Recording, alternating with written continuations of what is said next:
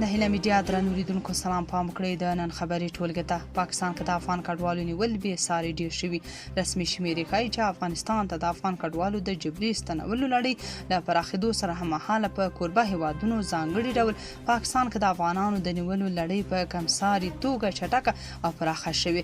تازه د افغان حکومت مرستیال ویان حمدالله فطرت هم افغانستان ته په خپله خوښه او د جبري ستانه کړل شوو افغان کډوالو شمیرې خبرې کړي چې د پام وړ ډیروالی ښایي. ښاغلي فطرت ویلي په تیرو شپږو میاشتو کې څه باندې 1,000,000 کډوال هیواد ته راستانه شوي دي. افغان حکومت ویلي دا لړۍ لا هم روانه ده.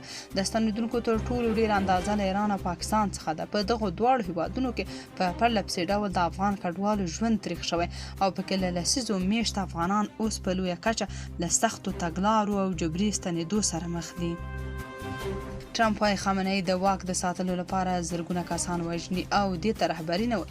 د امریکا ولسمشر ډونالډ ټرمپ په تازه څرګندونو کې ایران اسلامي جمهوریت رهبر علي خامنه ای سختې نیوکې کړي او ویلي دي چې هغه د خپل هیواد بشپړې ویراني او د خلکو پر وژنه تمرکز کړي په داس حال کې چې رښتینې مشري د ادارې سمون په معنا ده نه د ویرې او مرګ خپرولو په معنا. ډونالډ ټرمپ زیاته کړي هغه څه چې خامنه ای د هیواد د مشر په توګه پکې ګناهګار دی د هیواد بشپړ ویراني او د داسې تاوتریخوالي کارول دي چې مخکې هیڅ تاریخ کې نه دی لیدل شوی. هغه ټینګار کړی چې د یو معاصر مشرتابه لپاره رهبري باید د هیواد سمې ادارې ته لومړیتوب ورکړي لکه څنګه چې زه د امریکا د هیواد اداره کوم او نه دا چې د واک د ساتلو لپاره زرګونه کسان ووژني.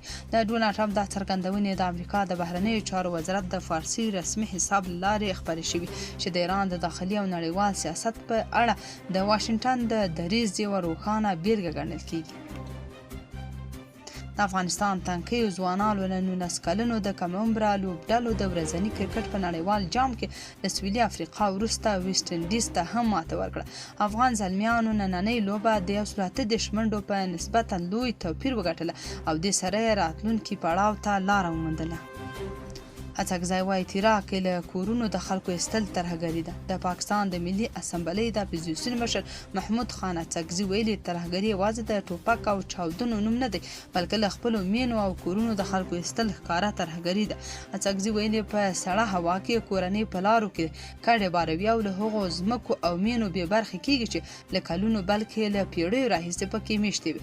د هغه په وینا دا ډول کړنې د خلکو ترمنځ ویره خپروي او د انساني حقونو ښکاره سرغړونه ده. د اپوزیسیون مشر زیاته کړې چې هر ورځ لسګونه کسان وژل کیږي او دا شمیر په کال کې زرګونو ته رسیږي خو پر وژل شوو یوازې د ترهګر ټاپه لګیږي. دا څرګندونې په داسې حال کې کیږي چې په وروستیو ورځو کې د خیبر پښتونخوا په ځانګړې توګه تیراک کې د پاکستاني پوځیانو عملیات پیل شوي چې زرګونه کورنۍ بې ځایه کړي دي. د تاجکستان ځواکونو له افغانستان نه ور اوښتي 4 وسلوال وژلي. د تاجکستان ځواکونو د افغانستان د بدخشان ولایت د خواهان ولسوالۍ له دربندک کلي څخه ور اوښتي 4 وسلوال وژلي دي. تاجکستاني رسنۍ ویلي چې یاد کسان له تاجک سرحدي ځواکونو سره د نښتې پر مهال وژل شوي دي. د تاجکستان دولتي خبري اژانس خاور د یکشنبې په ورځ په خپل راپور کې ویلي چې یاد کسان تاجکستان ته له ننوتلو وروسته وپېژندل شول او د هغوی د استوګنې ځای د سرحدي ځواکونو لخوا تثبیت شو. د راپور له مخې سرحدي ځواکونو هڅه وکړه چې دغه کسان ونیسي خو بریدګرو د تسلیمېدو امر ته پام ونه کړ او وسلوال مقاومت یې وکړ چې په پایله کې د عملیاتو پر مهال ټول 4 تنه ووژل شول. تاجکستاني سرحدي ځواکونو ویلي چې د نښتې له سیمې یوه اندازه پوځي تجهیزات او مهمات هم ترلاسه کړي دي. افغان حکومت بیا تر اوسه په دې تړاو څه نه دي ویلي. د ریاست الوزرا اقتصادي مرستیال ملا عبدالغني برادر اخوند په مشرۍ د اقتصادي کمیسیون نوبتي غونډه نن یکشنبه د مرغومې میاشتې په 28مه نیټه جوړه شوې. دې غونډې ته د هلمند د خوراب ملکي هوایي ډګر او هلته د شته سړې خونې د بیرته فعالولو د بار وړونکو وسایطو د نوبت قانون د تطبیق په صنعتي پارکونو کې د ځمکې د نرخونو د قسطونو د وخت د ولایتونو پر اساس د صنعتي پارکونو د ځمکو د کټګورۍ ټاکلو او هیواد کې نوو پانګوالو ته د مالیاتي معافیت په اړه بحث شوی. اقتصادي معاونیت لیکلي د یادو موضوعاتو لپاره کمیټې وګمارل شوې خو کمیټې وګمارل شوې څو خپل راپورونه په ټاکلو نورو د اقتصادي کمیسیون مجلس ته وړاندې کړي.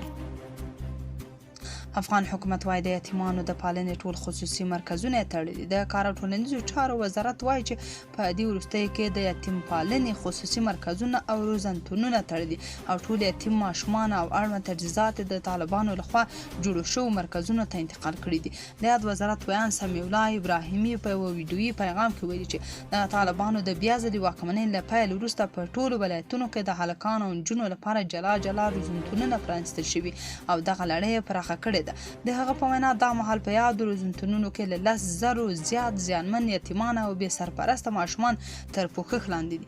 د کار او ټولنیزو چارو وزارت وايي هڅه کوي هغه ماشومان چې لا هم په خصوصي ادرسونو او روزنتونونو کې ساتل کیږي دولتي روزنتونونو ته انتقال او ورسره مدغم کړي څو د دوی په وینا ماشومانو ته د ژوند په بیلابیلو برخو کې غوره بشپړه او منظم سهولتونه برابر شي. ټرمپ په تازه څرګندونو کې اروپایي ټولنې ته ګواښ کړی چې که ګرینلینډ پر امریکا ونه پلوري نو ګمرکي تعرفې به پرې لوړې کړي. ټرمپ ویلي موږ کلونه ډنمارک او اروپایي ټولنې ته باج ورکړی او د ده په ټکو اوس وخت را رسېدلی چې ورکړي امتیازات بیرته ترلاسه کړي. ټرمپ دغه راز ګرینلینډ ته د اروپایي چارواکو سفرونه مشکوک بللي او له مخې یې په 8 هیوادونو تعرفې 10 سلنې ته لوړې کړي دي. ګواښ یې کړی چې دغه تعرفې به نورې هم لوړې شي او تر هغه به پر خپل ځای وي چې اروپا په بشپړه توګه د ګرینلینډ د پلور هوکړه نه وي کړې.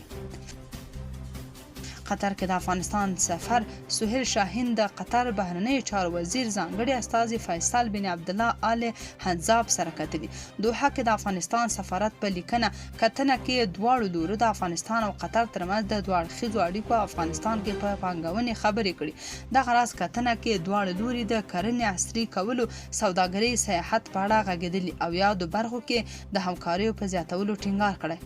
دغه ښاغلي شاهین د قطر اوقافو او اسلامي چارو وزیر غانم بن شاهین بن غانم الغانم سره هم کتلي او د اوقافو سکتور دینی فرهنګي او ښوونیز چارو یې ټینګار کړی.